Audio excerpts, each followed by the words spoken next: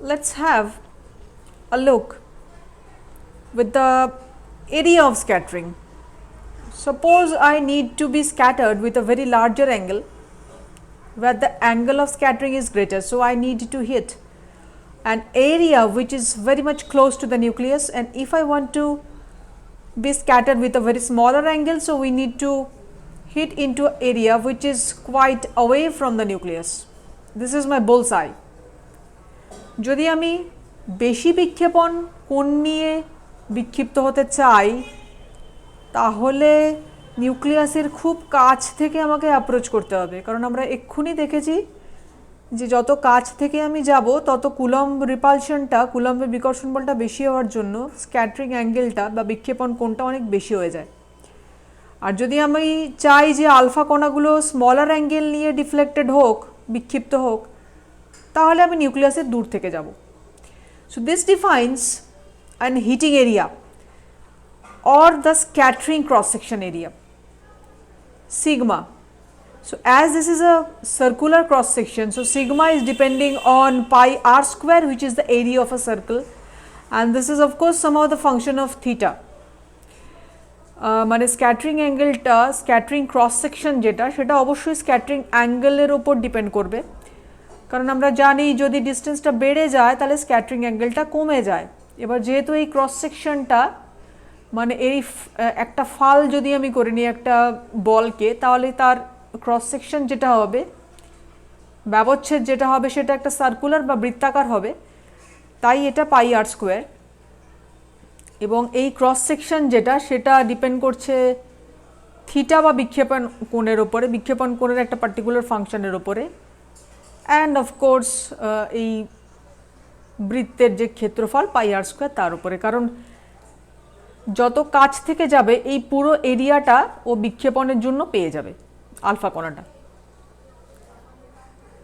So this sigma indicates one very important thing, that the number of particles being deflected, that is the probability of being deflected by the nucleus.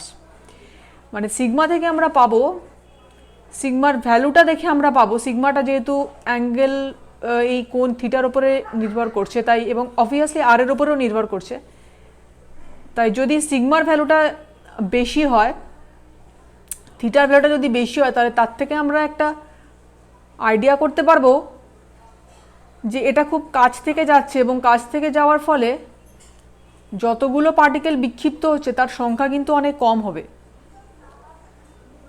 because when r is greater theta has to be smaller.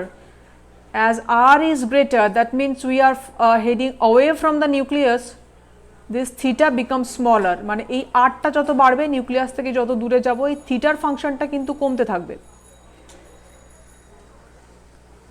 And this is the expression of r we have found just quite a couple of moment before, that r is equal to q1 q2 by 4 pi epsilon 0 into kinetic energy. This is r square, so this is square pi r square into function of theta, and after some rigorous calculation we will get this function of theta would be 1 plus cos theta by 1 minus cos theta.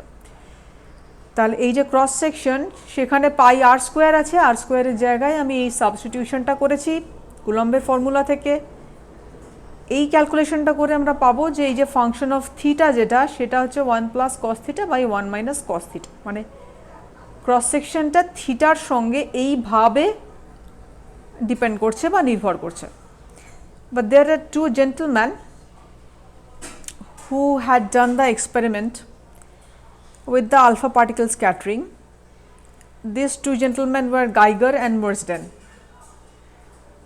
and they hit the gold foil with the alpha nucleus.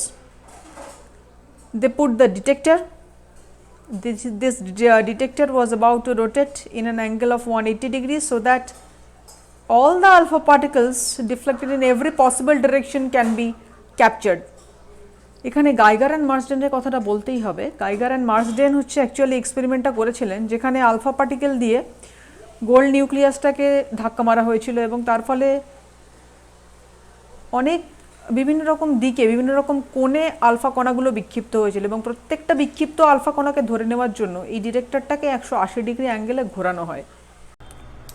This is what Geiger and Marsden got from their experiment.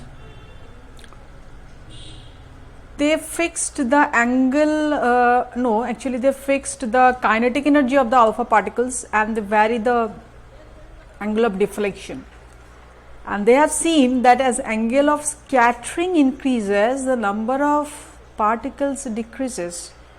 And we have just seen it in the previous video that as we are further away from the nucleus, scattering angle is less, and as scattering angle is less, more and more alpha particles are deflected as we go away from the nucleus. The number of particles getting deflected by the nucleus is the least when the incoming alpha particles are closest to the nucleus. এইটা হচ্ছে Geiger মার্সডেনের experimental result. এটা থেকে আমরা দেখতে পাচ্ছি যত angle of scattering বা বিক্ষেপণের কোণটা বেড়ে যাচ্ছে ততই নাম্বার অফ আলফা কণা যেগুলো ডিফ্লেক্টেড হচ্ছে তার সংখ্যাটা কিন্তু আস্তে আস্তে পড়ে যাচ্ছে।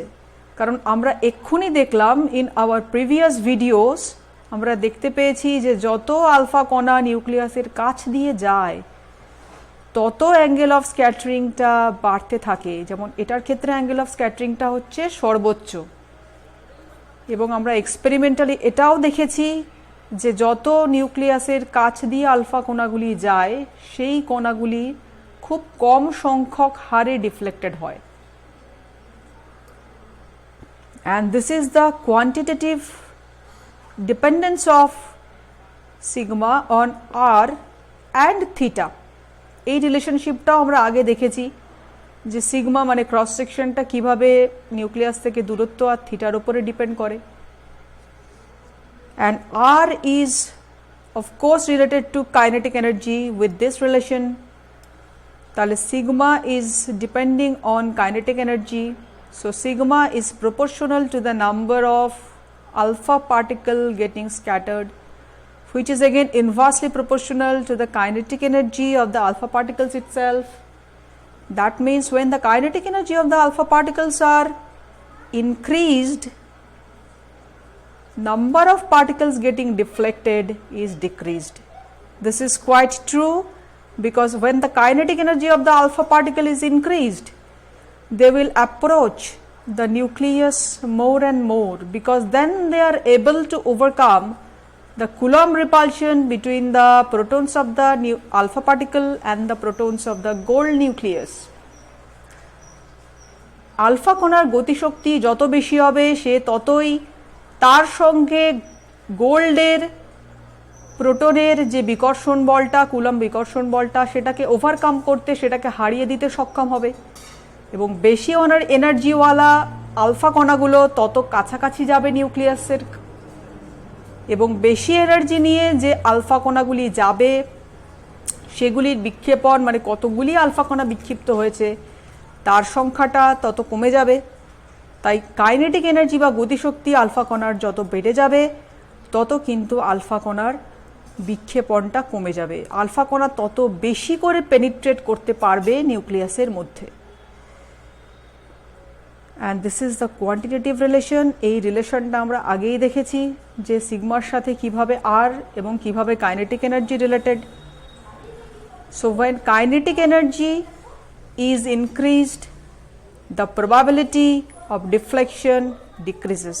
গতিশক্তি যত বাড়বে বিক্ষেপণের যে প্রবণতা মানে স্ক্যাটারিং যে ক্রস সেকশন সেটা কিন্তু কমে যাবে। This is the basis of our next experiment. In this experiment, the kinetic energy of the alpha particles are varied, but what is fixed is the detector angle. They have taken lead 208 nucleus as target. They have fixed the detector at the scattering angle of 60 degree, and they want to calculate, they want to take into account the number of particles getting deflected in 60 degree angle, and they have changed the kinetic energy of the alpha particle. Next এক্সপেরিমেন্টে kinetic energy মানে alpha কণার গতিশক্তিটা পরিবর্তন করা হয়েছে, কিন্তু ডিটেক্টরের অ্যাঙ্গেলটাকে fix রাখা হয়েছে, মানে 60 ডিগ্রি কোণে যে সমস্ত আলফা কণাগুলি ডিফ্লেক্টেড হবে সেইগুলিকেই কেবলমাত্র সংগ্রহ করা হয়েছে, তাদের কাইনেটিক এনার্জি বা গতিশক্তি বিভিন্ন রকমভাবে ভ্যারি করানো হয়েছে। And what we have came to know is up to the kinetic energy value of 27.5 million electron volt, the number of alpha particles getting scattered is as we expected, decreases as we expected. It is almost like 1 by r square like of thing. But at the particular energy of 27.5 million electron volt, what happens is unexpectedly we got something that this should be like this, but it decreases like this. And this is a remarkable result. This concludes that beyond 27.5 million electron volt kinetic energy, alpha particles are enough energized so that they can penetrate the nucleus instead of getting scattered. এইটা হচ্ছে কতগুলি alpha কণার বিক্ষেপণ হচ্ছে এবং সেটা কিভাবে vary করছে alpha কণার গতিশক্তির সাথে তার একটা গ্রাফ। মোটামুটিভাবে 27.5 মিলিয়ন ইলেকট্রন ভোল্ট অবধি এনার্জিটা 1 বাই নাম্বার অফ পার্টিকেল, যেটা বিক্ষেপণের সংখ্যা, বিক্ষিপ্ত আলফা কণার সংখ্যা, এটা মোটামুটিভাবে 1 বাই r স্কোয়ার হিসাবে কমে যাচ্ছে। কিন্তু 27.5 মিলিয়ন ইলেকট্রন ভোল্টে একটা আনএক্সপেক্টেড থিং, মানে যেটা আমরা মানে কল্পনাও করতে পারিনি, সেই জিনিসটা ঘটেছে। হওয়া উচিত ছিল এইভাবে যে আস্তে আস্তে এরকম 1 বাই r স্কোয়ার হলে এরকমভাবে ফল করে যাওয়া উচিত ছিল, কিন্তু দেখা গেছে যে 27.5 electron volt million electron volt এনার্জির পরেই বিক্ষিপ্ত কণার সংখ্যা কিন্তু হঠাৎ করে কমে গেছে। মানে 27.5 মিলিয়ন ইলেকট্রন ভোল্ট যেই এনার্জি পেয়ে গেছে আলফা কণাটা, সঙ্গে সঙ্গে এটা নিউক্লিয়াসকে বেশি করে পেনিট্রেট করতে সক্ষম হয়েছে, বিক্ষিপ্ত হয়নি আর।